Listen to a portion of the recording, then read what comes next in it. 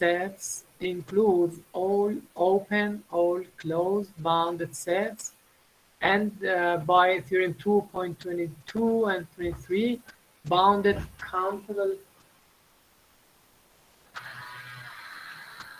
countable unions of closed sets and countable intersections of bounded open sets are measurable.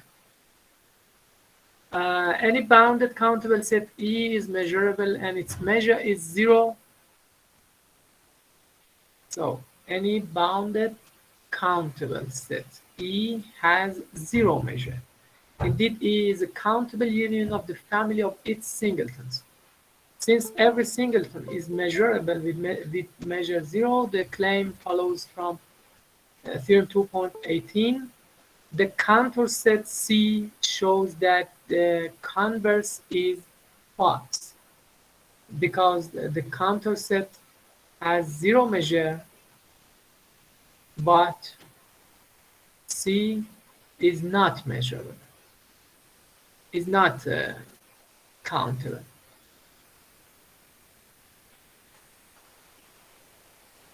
Any subset of the contour set C is measurable in as much as the cardinality of C is the same as the cardinality of the set of all real numbers.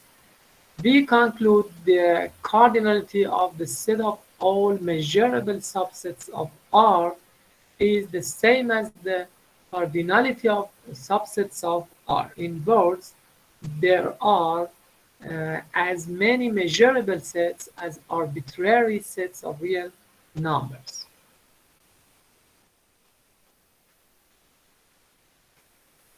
Okay, we have a definition here. A collection of subsets of a given set E is called sigma algebra, provided it contains E itself and is closed with respect to the formation of relative completeness and countable unions. The set of all measurable subsets of a measurable set E is a sigma algebra. Now a question arises here: are there bounded non-measurable sets? We conclude this section by constructing an example of a bounded non-measurable set. Bounded non-measurable set. We say that two real numbers are equivalent if their difference is a rational number. Okay. We can go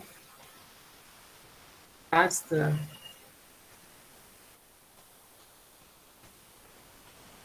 We will show that n is non-measurable. N is non-measurable. First establish the properties of set n. Okay, the set that we were talking about is denoted by this n. Okay, denoted about this n. Are there bounded non-measurable set? The answer is yes.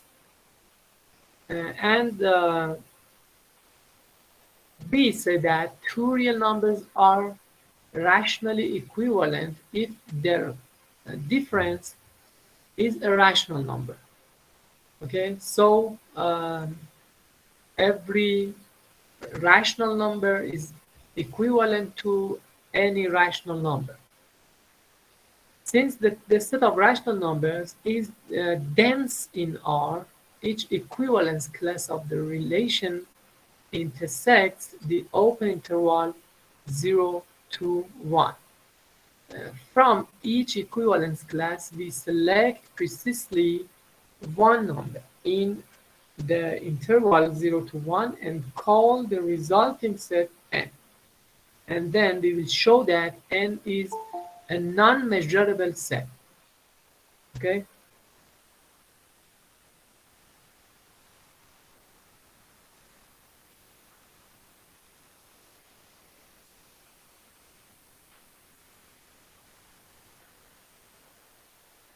سخته برام که چه چیزایی رو انتخاب کنم چه چیزایی رو انتخاب نکنم. من اینو میدونم میکنیم مال انتگریشن؟ همون یکم اینا رو مقدمات رو بگم. فعلا فقط بدونیم یه مجموعه ای هست که کراندار هست مثل این انه مقیده و اندازه پذیر نیست. حداقل اینو بدونیم. اینا رو دیگه نمیگم، ادامه شو دیگه نمیگم. إذن راح ناخذهم بس رؤوس أقلام، بس تعاريف ومبرهنات. هذا يسوي التكيف، يعني شكو البيئة التعايش بها لازم يصير مثلها. إذن راح ياخذهم بس رؤوس أقلام اللي حتى تعاريف نحتاج. بس بالشورت والفانيل بالشوارع. We are ready to define the Lebesgue measurable functions. We have a theorem here. If E is a measurable set and F is a real value function from E to R, then the following are equivalent. For each C, the set X belongs to E for which f of X is larger than C is measurable. Okay. For each C, the set X such that f of X is larger than C, or the set f of X is larger than or equal to C is measurable, and all X such that f of X is less than C or less than or equal to C are measurable too. Each of these properties implies that the following sets are measurable. So for each C in R, the set X belongs to E such that f of X equals to C is measurable, and for any real numbers C in D, C is less than E, the set X in E such that f of X is between C and D containing C is measurable too.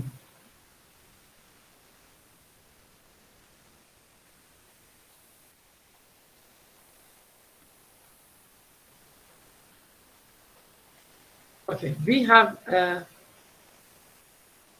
very important definition here. Definition of a measurable function.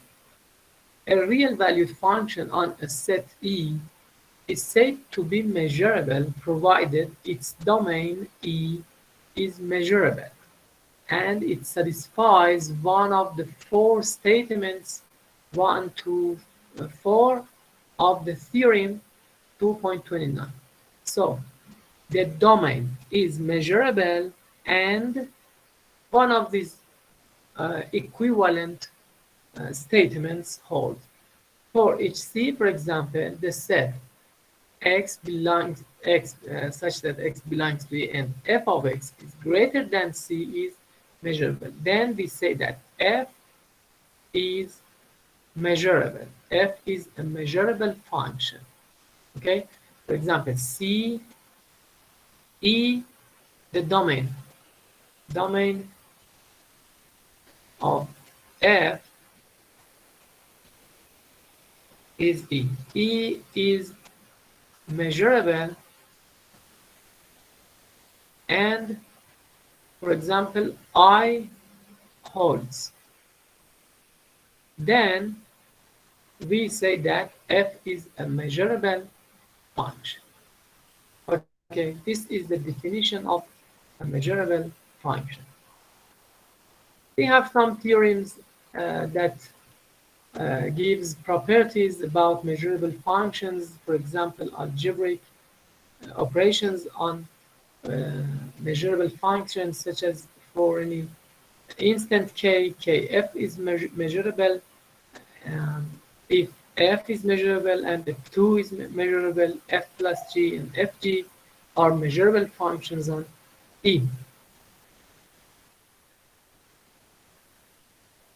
We have another theorem, 2.31, says that for a finite family fi from 1 to n of measurable functions on a set E, the functions, the minimum of fi's from 1 to n and the maximum of fi from 1 to n are also measurable functions.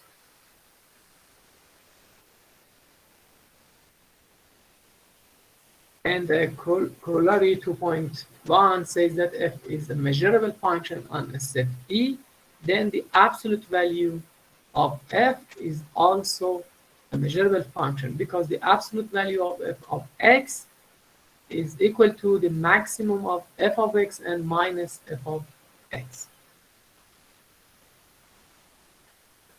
Section 2.8 is devoted to the sequence of measurable functions, and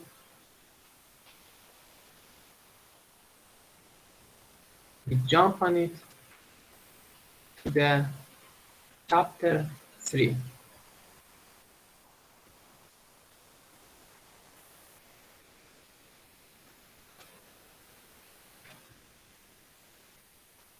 Chapter 3 is Lebesgue integration.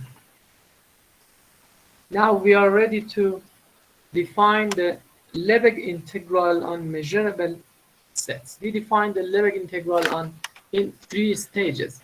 First, we define the integral of a bounded function over a measurable set E by following the original Lebesgue method. First, we define the integral of a bounded function. Okay? Then, for a non-negative measurable function f on E, the integral of f over E is defined as the supremum of the integrals of lower approximations of f by bounded functions, and the function f is called integrable over E if integral of f over E is finite. And finally, a general measurable function f is said to be integrable over E if its positive and negative parts f plus and f minus are integrable over E. Then the integral of f over E is defined as the integral of f plus over E minus the integral of f minus over E. Doctor, yes. What mean integral minus and plus? We will see in the next page. Okay. Don't worry. Yes. Okay. For a fixed measurable set E, the integral f over E is a function on the set of integrable functions f on E. And we prove this. This function is linear and monotone. On the other hand, for a fixed integrable function f on E, the integral f over A is a function on a measurable subset A of E. We show that this function enjoys additivity properties. And now, a distinguished feature of the Lebesgue integral is that it allows for the passage of the limit under the integral sign. It allows the passage of the limit under the integral sign. That is, the limit of fn over E equals to the integral of the limit of fn under some quite general assumptions about converging sequences of functions. Okay, now we begin our exposition by recalling the concept of a partition from real analysis. We want to introduce the integration of bounded measurable functions. Okay, let I be an arbitrary non-trivial bounded interval with the infimum of I equals to A and the supremum of I is B. It's a bounded interval, not necessarily open or closed.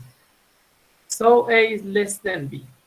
A partition of I is a set of points y0, y1, 2, yn, and n is larger than 1, such that A equals to y0 is less than 2, y1 and a non-2 yn equals to b. we say Y is a partition. A partition is a set. It is a set of points, interior points of an interval. Okay, the norm of a partition P is the number. Norm of P is the maximum of the length of the little intervals between A and B. Okay, we have A here and B here, and we have here Y0, Y1, Y2, Y3, on and on to Yn minus 1 to Yn. Okay. So the norm of the partition P is the maximum of the length of sub-intervals yi minus yi minus 1, where I is between 1 and n. If P and Q are two partitions of the open interval A to B such that P is a subset of Q, then we say that Q is finer than P. Okay, if Q has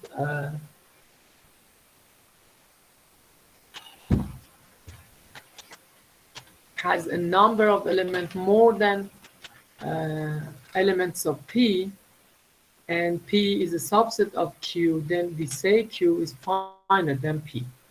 Let F be a bounded measurable function on a set E, and let the interval A to B be an arbitrary open interval containing all values of the function f, that is, f of E is a subset of the interval A to B. For a partition P, y0 to yn of A to B, we define the subset ek, f, and p of E by this. Maybe you got the point that instead of partitioning on the x-axis, we partition the y-axis between A and B. Okay, in Riemann integral, we partitions this interval, but in Lebesgue integral we partition this interval on y-axis. Okay, دكتور yes. انت تقدر ليبك use in y axis. Yes. Okay. زینب صدا رو داری؟ بله صداتون دارم. نگاه کن، ما توی اینتگرال ریمان که قبلا تو دوره کارشناسی میخوندیم، وقتی میخواستیم بیایم اینتگرال از A تا B رو تعریف کنیم روی یه بازه روی محور X ها، میومدیم این بازه A تا B رو افراز میکردیم یا پارتیشن بندی میکردیم و مستطیل ها رو میساختیم. یادت هست اون مستطیل ها رو ادامه میدادیم. اینجا خب اون اینتگرال یه ایرادایی داشت که تو دوره کارشناسی ایرادش معلوم نبود، ولی اینجا ما میخوایم یه مجموعه ای که زیر مجموعه از این محور اکس ها هست. خب محور اکس ها چی هست؟ همون اعداد حقیقی هست دیگه. میخوایم یه اینتگرال روی ای تعریف کنیم خب که لزوما یک بازه نیست، ولی میدونیم که اف ای کراندار هست، مقید هست. اف این مجموعه مقید هست و این زیر مجموعه ای تا بی میفته که محور وای. حالا میخوایم اینو پارتیشن بندی کنیم و اینتگرال لبگ رو تعریف کنیم. أساتذة احنا كنا ماخذين التكاملات نتذكرهن بالكلية وبالصف السادس هسه حاليا موجود بالإعدادي. كنا ناخذ التكامل مساحة التحت المنحني. تحت المنحنى كنا إذا كانت التكامل محدد كنا نجزئه، نقدر مثلا نقول إذا كان عندنا فترة من A إلى B كنا نقدر نجزئها، مثلا قطينا فترة ونشوفها تنتمي للفترة هاي الفترة ونقدر نجزئها التكامل. مثلا من A إلى C وزائد من C إلى من تكامل من C إلى B، ها كنا نقدر نجزئهن. في ذاك الوقت كان هذاك يسموه تكامل ريمان. هذا التكامل ذاك كان نقول الأخطاء اللي موجودة بذاك التكامل إحنا يعني قد الدراسة مالتنا. هسه بما أن إحنا راح نتطور وراح ناخذ لنا تكامل، هذا اسمه ليبلز ما أعرف شنو هو هذا بدايته. راح ناخذ هذا على اليمن على المجاميع، لأن كان أتوقع جبريات الفترة المكتوبة. هسه هنا لا عندنا أزواج مرتبة ومجاميع بالنسبة للهاي، ولذلك الأخطاء اللي كنا ناخذها هسه هنا راح يعني تبين عندنا الأخطاء اللي كنا ناخذها هناك. واضحة أساتذة؟ واضح. Okay. شو Again, for a partition P, y0 to yn of A to B, we define subsets EK, F, and P of E. Of E, if E is a subset of R in the real line, okay, real axis X. EK of F and P equals to all X in E, such that F of X is between YK and YK plus 1. YK is here a subinterval of this partition, okay? 4K equals to 0 to n minus 1. Wait a minute, please.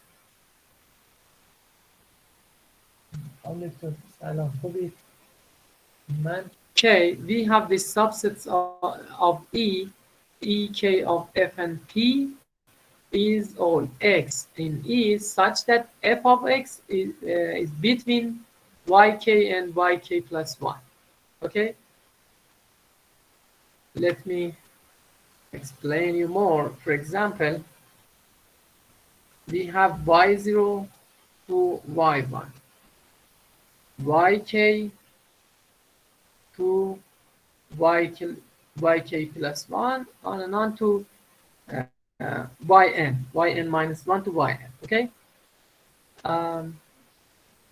Fk of F and EK of F and P is actually the inverse of this set. F inverse of YK to YK plus 1. So if X is here, X is in EK, F, and P, then F of X is here, YK to YK plus 1. So F of X is between between YK plus 1 and YK. So we define EK, F, and P as subset of E, as a subset of E relative to the case partition, relative to case subinterval in that partition. Each set EK is the inverse image, as I said, the inverse image of the half open interval YK to YK plus 1. It's half open of open integral because this is strictly inequality, Under the mapping F from E to R, it is easy to verify the following properties of these sets. The sets EK, F, and P are pairwise disjoint. The sets EK, F, and P are measurable. E is the union of EK, F, and P from 0 to n minus 1. And finally, the measure of E equals to the sum of the measures of EK, F, and P, K from 0 to n minus 1. The lower and upper Lebesgue sum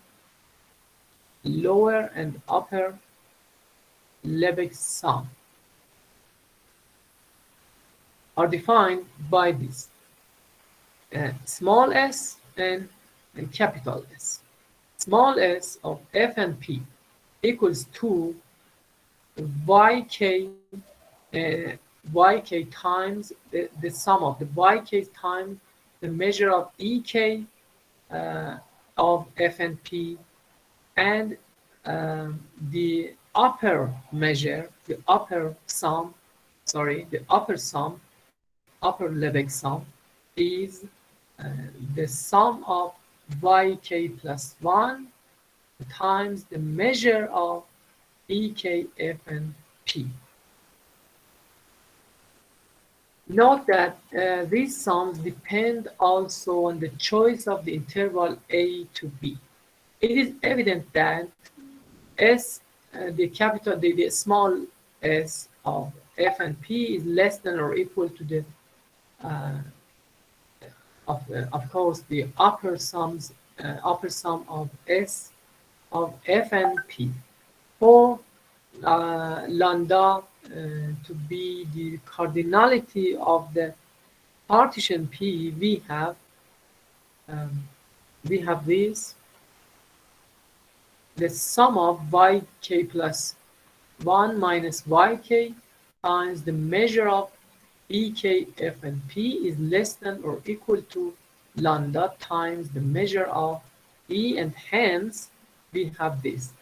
The difference between the upper sum and the lower sum is between 0 and this number, lambda times the measure of e. Clearly, we can make lambda as small as we wish by choosing a sufficiently fine partition of a and b, and so we are going to construct an integral such that the upper sum equals to the lower sum. We have a lemma here says that if the lower sum of f and p and the upper sum of f and p are as defined for a partition p y0 to yn of the interval a and b, if we add a new point y prime to this set, to the set p, the partition set, and compute the Lebesgue sums, the lower sum and the upper sum for p prime. P prime is p union with the singleton y prime. For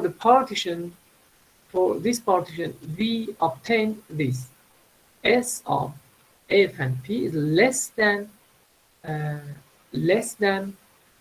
to s of f and p prime. Here p prime is finer than p. Okay, because p is a subset of p prime. P is a subset of p prime, and we said that p prime is finer than p. So if p prime is finer than p, then we have these two inequalities. Okay, the upper sum and the lower sum of p is less than or equal to the upper sum and lower sum of f and p respectively. In both, by adding a new division points, we do not decrease the lower sum and do not increase the upper sums. Okay, read again. We do not decrease the lower, and we do not decrease the lower and increase the upper sum.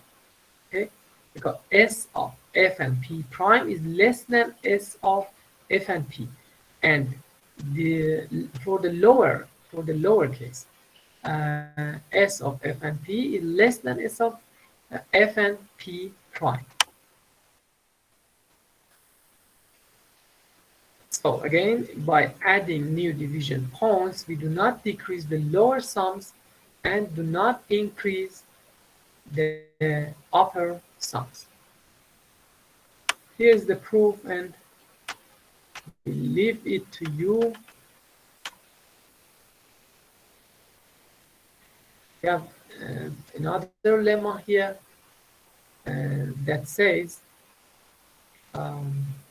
for any partitions P and Q, for any partitions P and Q, the lower sum over P is less than or equal to the upper sum over Q. Okay, the lower sum over P is less than or equal to the upper sum over Q, says. And we have a theorem, an important theorem for a bounded measurable function f from E to R. The supremum and the infimum UF and VF of the sets of Lebesgue lower and upper sums, respectively, are well defined and equal. Okay, the supremum and the infimum of the lower sums and the infimum of upper sums are equal. It's very important to us. And note that the supremum and infimum in this theorem are taken over partitions of the interval.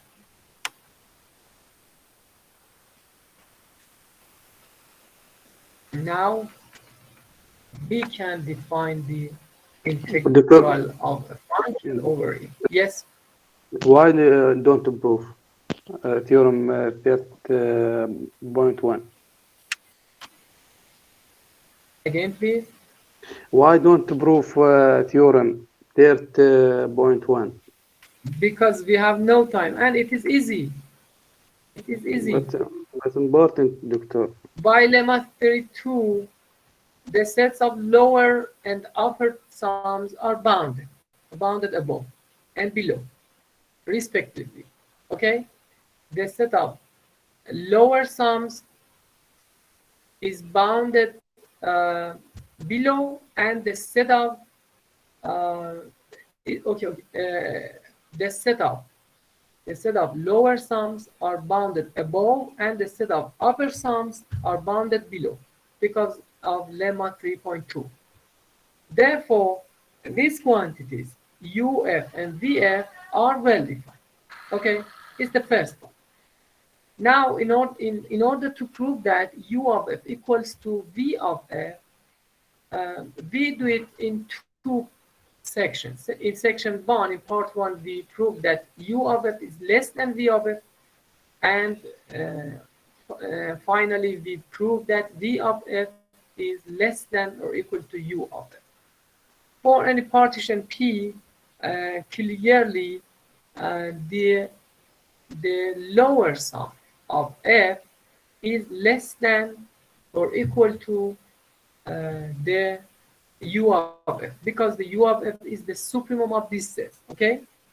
And we have the supremum is less than or equal to this, the infimum, and it is less than or equal to the set of upper sums, because V of F is the infimum of these sets over partitions P, okay? Yes. As we noted, S of F and P minus lowercase s of F and P is less than or equal to lambda times M of E, where lambda is the cardinality of P. We have this one, V of F minus U of F is less than or equal to lambda times M of E, the measure of E, because lambda can be made arbitrarily small. Okay, lambda can be made arbitrarily small because lambda is the norm of the partition. You can choose more and more points between A and B. Okay, A is here, B is here.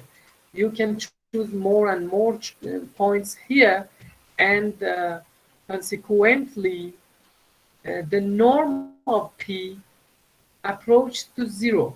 Okay, lambda approach to 0. So lambda times M of E approach to 0. So V of F minus u of f is between 0 and 0, and so it is 0. And we have u of f equals to v of f. Okay? اوكي دكتور. Now, if let f be a bounded measurable function on a set E, the common value of numbers uf and vf, v of f, is called the Lebesgue integral of f and is denoted by the symbol this one. We call it the Lebesgue integral of f on E. And we write L integral of f over E if it is desirable to distinguish the Lebesgue integral. This L is referred to Lebesgue. Okay? Lebesgue integral from a different type of integral, such as the Riemann integral.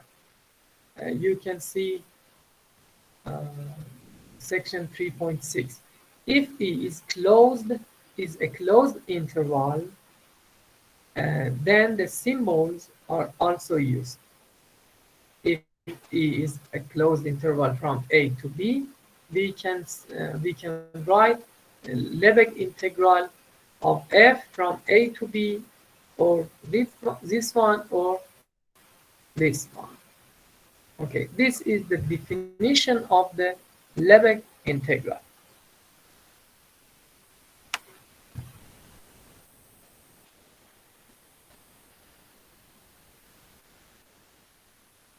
Let me show you a video if it is possible. Wait a minute, please.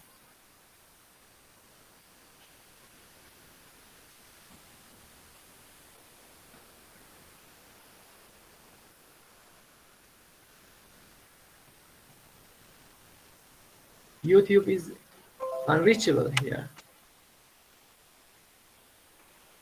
We show that the value of the Lebesgue integral does not depend on the choice of the interval A to B. Okay, suppose for instance that A is less than f of x, is less than b, and is less than b prime for all x belongs to E, and let A y1 to yn plus yn minus 1 and b be a partition of A and B defining the lower sum S. Then you can see that the amount or the Lebesgue integral does not depend on the interval A to B.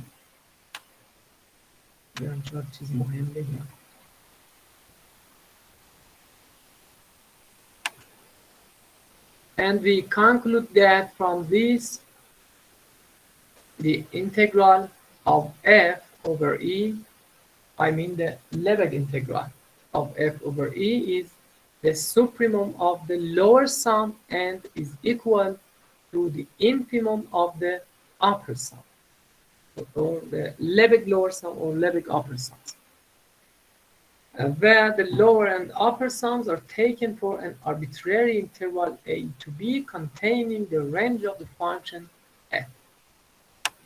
Here we have the properties of the Lebesgue integral. We have that if f is a measurable function on the set E, and if f is between A and B, f of x I mean, between A and B, then the Lebesgue integral of f over E is between A times the measure of E and B times the measure of E. Okay, we have this in the case of in the case of Riemann integral. The integral of f of x d of x is between between b minus a, maximum of f, or m times b minus a, m times b minus a, such that m is the infimum or the minimum of this set, minimum of f of x, where x belongs to a to b, and the capital M is the maximum of f of x, where x belongs to the closed interval a to b. This is from Riemann integral, okay? Riemann integral. And this theorem is a dual result for the Lebesgue integral. And we have this. The Lebesgue integral of f is bounded above by b times m of e, and from the up, and by a times m of e from down, because f of x is between two a and b. You can choose a to be the infimum of f of x, where x belongs to e, and b to be the supremum of f of x, where x belongs to e.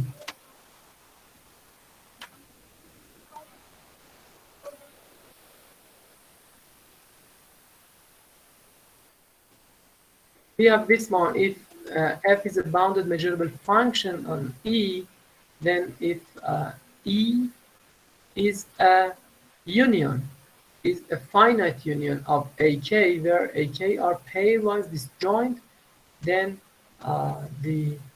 this integral of f over E is the sum of the integrals of f over AK. We have this in Riemann integral too. Yes. We have integral of f from a to b plus integral of f from b to c is equals to integral of f from a to c. Do you remember this? Riemann integral.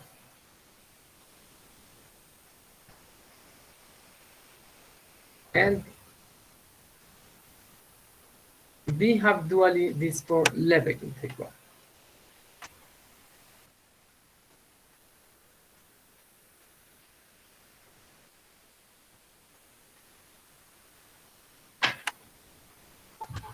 And if E is the union of AI, not necessarily finite union, then we have this. AI is at most countable, family of pairwise disjoint measurable sets. At most countable means finite or countable. Okay, finite or countable.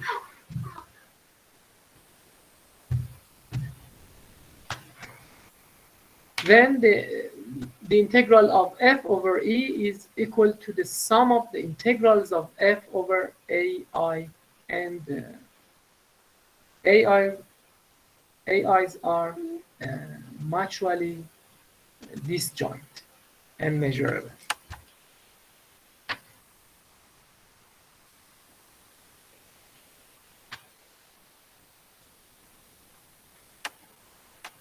We have a corollary here. If bounded measurable functions f and g are equal, almost every one.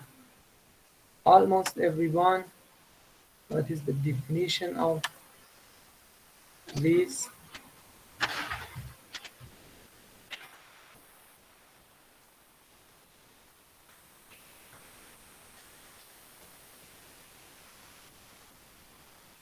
Okay, I can't find it. I will explain it here. We say that f is or f and g are equal almost everywhere if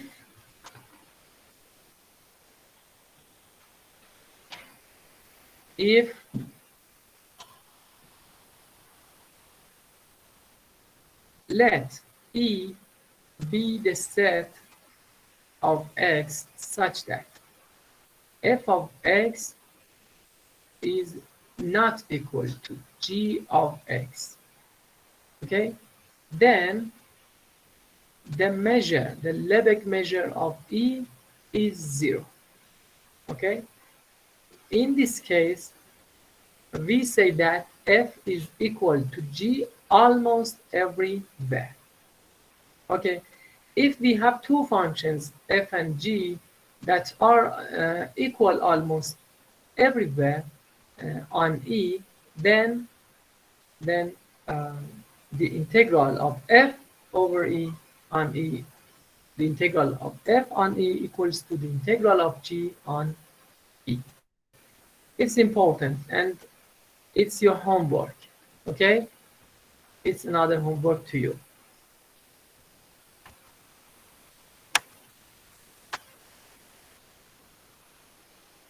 گرفتید زینب؟ این هومورک. آره اینو میخوام حتما حل کنید. تعریفش هم این بالا گفتم. اي هذا مهم حلوه صفحة 72. تعالوا واجب تمارين موجود عندكم. ما میگیم تقریبا مساوی. خب تقریبا همه جا مساویه، یعنی اون جاهایی که مساوی نیست اندازش صفره. درست. آره. مثلا یه حالتش اینه که اون جاهایی که مساوی نیستن کانتبل باشه. کانتبل ها اندازشون صفر دیگه. خب یه مثالی هم اینجا هست تابع دیریکله.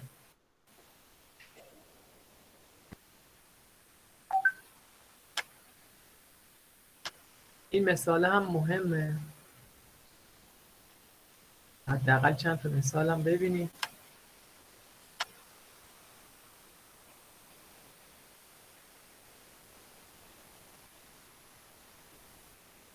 Corollary, let f be a bounded non-negative measurable function on E if the integral of f on E is 0, then f equals to 0 almost everywhere on E.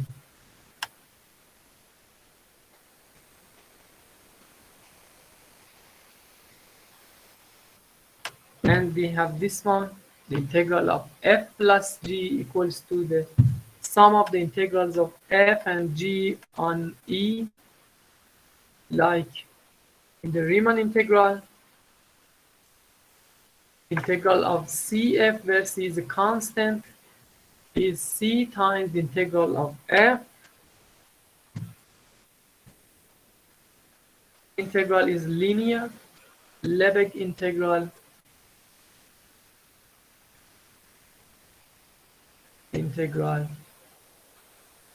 is linear. It means that integral of alpha f plus beta g equals to alpha integral of f plus beta integral of g. We have proved it really in the previous two lemmas. And if f is less than or equal to g on E, then the integral of f is less than or equal to the integral of g over E. The absolute value of the integral of f is less than or equal to the integral of absolute value of f on E.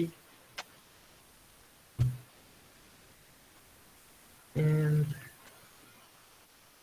that's it. Okay. همینجا بس. يعني تمام شد حالا؟ آره تا همینجا بیشتر. تا صفحه 75. مثلا چون بعد از این ما مفاهیم همگرایی رو داشتیم که تو فصل قبل نگفتم اونو. اگه بخوام اونو بگم باید اون پس من میخوام حالا همین شما تا یه حدودی اینتگرال رو بگو بدونید چی هست و خواص و مشخصاتش رو اینا رو بدونید، بقیه رو دیگه هر کی علاقه‌مند باشه خودش میتونه بخونه. آره خیلی خوب، خسته نباشید. صفحة 75 نهايته داخل خواص التكامل والجمع والطرح والألفا والبيتا كلهن داخلات. هسه هاي محاضرتنا على الصفحة 75 هاي بالتكاملات واضحة؟ تمام ست زينب، قولي لي طريقة الأسئلة شلون راح تكون؟ هي مو قال ساعتين وشرح، ما أنا قلت له خيارات قال لي لا، قال لي امتحانكم ساعتين وشرح. يعني شلون شرح؟ يعني غير مبرهنات وتعاريف وما أعرف شنو غير، يعني حل امثله، تحل امثله حل هو مبرهنات. مبرهنات بس ساعتين ما يكفن قليلات زينب، يعني قولي له ساعتين قليلات. سبكت تجيب لنا سهله ونحل ما لك سؤال واحد ست زينب، لا نعم. قولي لي طريقة الأسئلة، يعني الشرح، يعني هو يجيب من الشرح لو مثلا شلون طريقة الأسئلة تكون؟ قيم ونواتج؟ لا احنا بله میگن سوالای که امتحان برای امتحان میاریم چه مدلیه، میخوان یه نمونه از سوالا مثلا یه نمونهشو براتون میفرستم، نمیدونم چه مدلیه، مثلا یه نمونه مال پارسال رو براتون میفرستم. يقول راح ادز نموذج من الاسئله مال العام. ها هي؟ هاي اوكي دكتور يلا خلصنا. خداییش باید عربی به من یاد بدی ها. 76 مداخله. بله خداییش باید عربی به من یاد بدی، من کلا اینا رو عربی درس بدم. آفرین، این خیلی من خیلی دارم زينب اذیت میشم. نعم استاذ زينب، الفصل الاول يعني ما راح نقرا من بالامتحان؟ لا الفصل الثاني والثالث بس الفصل الثاني يلا مشكور. الثاني والثالث نعم. يعني فصل اول فصل دوم و سوم دقیقاً. ميجر وانتجريشن. مو كله. اي مو كله. ست زينب نعم. زينب مو يعني چی؟ مو مخفف چیه؟ مو درست يعني. اللي لا فصیحش چی میشه مو؟ درسته. صحيح؟ نه عربی فصیح بخوام بگم این مو رو چی میگی؟ مو صحيح. نه نگاه کن، میدونی منظورم صحیح. چیه؟ منظورم میدونی چیه؟ مثلا شما میگی محل، خب محل یعنی ما احد. اوکی؟ نه یعنی هیچ کس. یعنی هیچ کس، ما احد یعنی هیچ کس دیگه. درسته؟ این مخفف اینه دیگه. حالا این مو که میگید یعنی چی؟ این مو فصح، این فصحه نیست، کتابی نیست، این گفتاریه. معنیش چیه پس؟ درسته. صحیح. یا به عربی که فصحه که میگن گفت نوشتاری که میگن صحیح. حالا بعدا مفصل بهم یاد بده. خب خسته نباشید. اكو بعد اساتذه